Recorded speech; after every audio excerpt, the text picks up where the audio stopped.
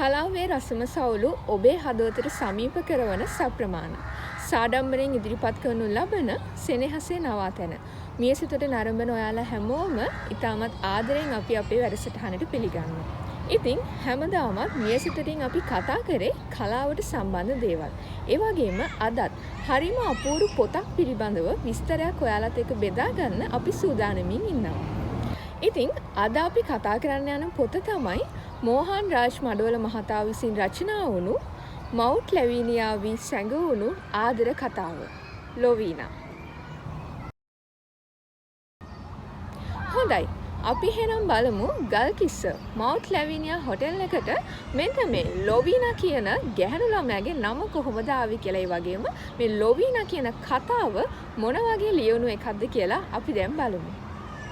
මේ ලොවීනා නවකතාවේ පසුබිම වෙලා තියෙන්නේ වර්ෂ 1700ත් 1800ත් අතර කාලයේ ලංකාව තුළ පහත් කුලයක් ලෙස සැලකූ රොඩී සමාජය පිළිබඳව. මොහාන් රාජ් මඩවල මහතා මේ කතාව රචනා කිරීමෙන් බලාපොරොත්තු වෙලා තියෙන්නේ පුරුෂ මූලික සමාජයක් තුළ පීඩනයට පත්වන කාන්තාවන් පිළිබඳ කතා කිරීමට.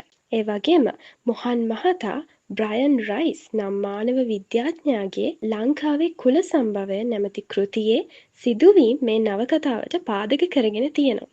ලොවීනා ලියන්නට මොහන් මහතා අපිව අතීතයට රැගෙන යනවා. සිංහලයේ සෙල්ලම් නිරිඳු ලෙස හඳුන්වනු ලැබූ ශ්‍රී වීර පරාක්‍රම නරේන්ද්‍ර සිංහ රජුගේ අගබිසව ප්‍රමිලාත් ඇයගේ පෙම්වතා වූ දස්කොන් අධිකාරම්ත් අපට හමු වෙනවා. දස්කොන් හා ප්‍රමිලා අතර සිදු වූ ප්‍රේම සම්බන්ධය රජුට හෙළි වුණාට පස්සේ රජතුමා ඇයව රොඩී රැහැනට පන්නා දමනවා. මේ කතාවේ පරිච්ඡේද එකකට එකක් සම්බන්ධ කරන්නේ පුන්නි කියන කාන්තාවගේ චරිතය. ලොවීනා කියන්නේ කතාවේ අගභාගයේ කතාවට එකතු වෙන චරිතය. පුන්නි කියන කාන්තාවද රාජ උදහසට ලක් වී රජු විසින් ඇයව උඩුගල් පිටිය රොඩී කුප්පාමට පිටු වහල් කරනවා. පසුව ඇගේ මිනිබිරියක් වූ පිංචි සහ අපොන්සුවා නම් එකල රජුගේ සෙබළෙකුට දාව තමයි මේ ලොවීනා උපත ලබන්නේ. ඒ නිසා තමයි මේ ලොවීනට අපොන්සුවා කියන වාසගම ලැබිලා තියෙන්නේ. ඊට පස්සේ මේ කුලීන ජනයාගේ උදහසට ලක්වුණු ලොවීනා ඇතුළු පවුලේ සියලු දෙනා උඩුගල් පිටිය රොඩී කුප්පායමනුත් පිටුවහල් කරලා දානවා.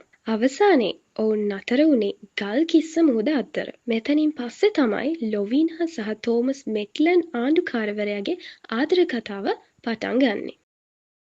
ලොවීනා කතාව ගොඩනැගීමට මොහාන් මහතා ලංකාවේ ප්‍රචලිත ජනප්‍රවාද කීපයකම ඇසුර ලබාගෙන තියෙනවා. මෙහි මුල්ම සිදුවීම වෙන්නේ දස්කොන් හා ප්‍රමිලා අතර පැවති ප්‍රකට වූ අනියම් ආදරය. අනතුරුව මොවුන් උඩුගල් පිටිය රොඩී කුප්පාමට පිටුවහල් කිරීම. අවසානයේට තමයි තෝමස් මෙක්ලන් ආණ්ඩුකාරවරයා සහ ලොවීනා අතර පැවති රහසිගත ප්‍රේම කතාව ලියවෙන්නේ.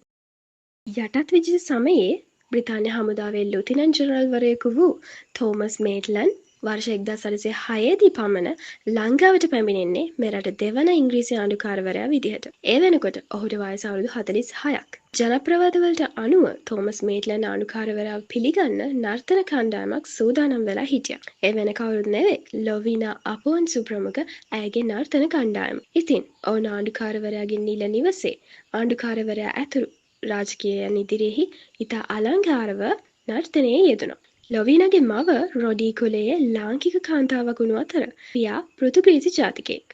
මේ සම්මිශ්‍රණය නිසාම ලොවීනාට ග්‍රීක දෙවඟනකට සමාන වූ රූපශ්‍රියක් තිබුණ බව ජනප්‍රවාදවල සඳහන් වෙනවා.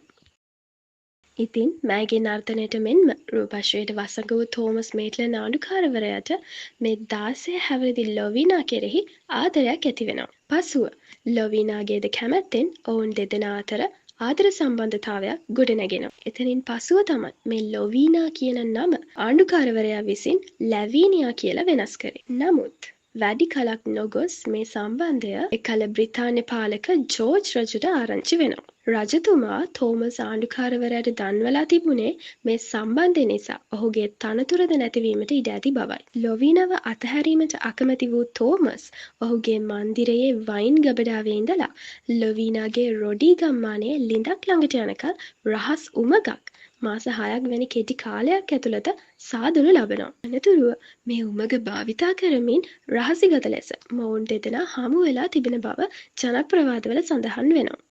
කෙසේ හෝ මේ දෙදෙනාගේ සම්බන්ධය නැවත වරක් බ්‍රිතාන්‍යයේ ජෝර්ජ් රජතුමාට දැනගන්නට ලැබෙනවා. පසුව ක්‍රිස්තු වර්ෂ 1811 දී සර් තෝමස් මේට්ලන්ට ජෝර්ජ් රජුගෙන් ලිපියක් ලැබෙනවා තෝමස්ව ආණ්ඩුකාර තනතුරෙන් ඉවත් කළ බවට සහ ඔහුට නැවතත් එංගලන්තයට පැමිණෙන ලෙසට. ඉතින් තෝමස් ඉතා ශෝකයෙන් නැවත එංගලන්තයට ගිය බවටත් ලැවිනියාට විශාල දේපලක් අයිතිය ලබා දුන් බවටත් ජනප්‍රවාදවල සඳහන් වෙනවා.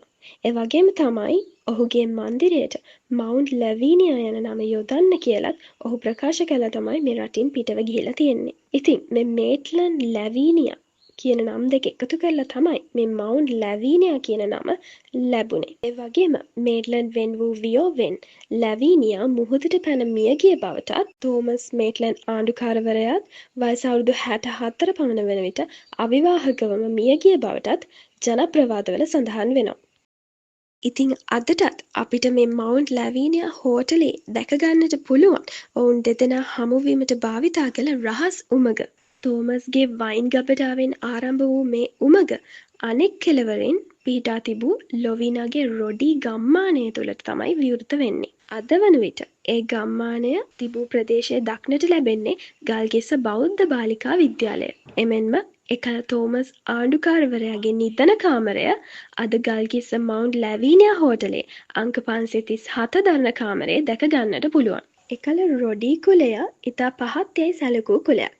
කෙතරම්ද කිවහොත් රොඩි කුලයේ කාන්තාවන්ට උඩුකයට වස්ත්‍රයක් ඇඳීමටවත් එකල අවසර දීලා නැහැ. පිරිමි සහ කාන්තා දෙපාර්ශවයටම දණහිසෙන් පහළට අඳින්නවත් අවසර දීලා තිබුණේ නැහැ. ඉතින් ඒ කාලේ වුණු තවත් විශේෂ සිදුවීමක් තමයි මේ රොඩි කුලයට තිබුණු අසාධාරණකම් කිහිපයක්ම ඉවත් කර ගැනීමට ලොවීනා සමත් වෙලා තිබීම. ලොවීනා තෝමස් මේට්ලන්ඩ් ආණ්ඩුකාරවරයාගේ උදව්වෙන් එකල රොඩි කාන්තාවන්ට උඩුකයට වස්ත්‍රයක් භාවිතා කිරීමට අවසර ලබාගෙන තියෙනවා. ඒ වගේම රොඩි නිවාස සඳහා දොර ජනෙල් භාවිතා කිරීමටත් අවසර ලබාගෙන ඇති බවට පුරාවෘත්තවල සඳහන් වෙනවා. එලෙස බලන විට ලොවීනා තම අයිතිවාසිකම් වෙනුවෙන් පෙනී සිටි උත්සාහවන්ත කාන්තාවක්. මොහාන් රාජ් මඩවල මහතා විසින් රචනා කරන ලද මේ ලොවීනා නවකතාවේ විශේෂතා ගැන විමසා බැලුවොත් පැහැදිලිවම කාරණා 4ක් මොහාන් මහතා ඉස්මතු කරනවා. පළවෙනි කාරණය තමයි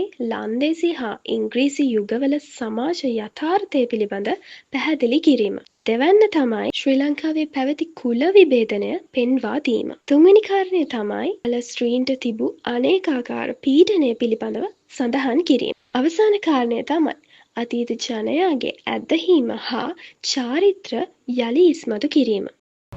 ඉතින් ඔන්න ඔය විදිහට තමයි ලොවීනා නවකතා පොත අපි ඔයාලා අතරට අරන් ආවේ. ඉතින් මෙන්න මේ පොත කියවන්න ගත්තම එක විනාඩියකටවත් මේ පොත පැත්තකින් තියන්න හිතෙන්නේ නැහැ. ඒ තරම් හරිම ලස්සන විදියට මොහාන් රාජ් මහතා මේ පොත ලියලා තියෙනවා. ඉතින් ඒ සිද්ධි ඒ සිදුවීම් වල ඇත්තටම අපි ජීවත් වෙනවා වගේ හැඟීමක් අපිට දැනෙනවා. ඉතින් තාමත් මේ පොත කියවලා නැත්නම් කියවන්න කියලා මම අනිවාර්යෙන්ම ඔයාලගෙන් ඉල්ලනවා. ඒ වගේම මේ වගේ තවත් කලාවට සම්බන්ධ තොරතුරු රාශියක් ඔයාලත් එක්ක බෙදා ගන්න බලාපොරොත්තු වෙන අදට අපි සමු ගන්නවා. ඔයාලා හැම කෙනෙක්ටම සුබ දවසක්.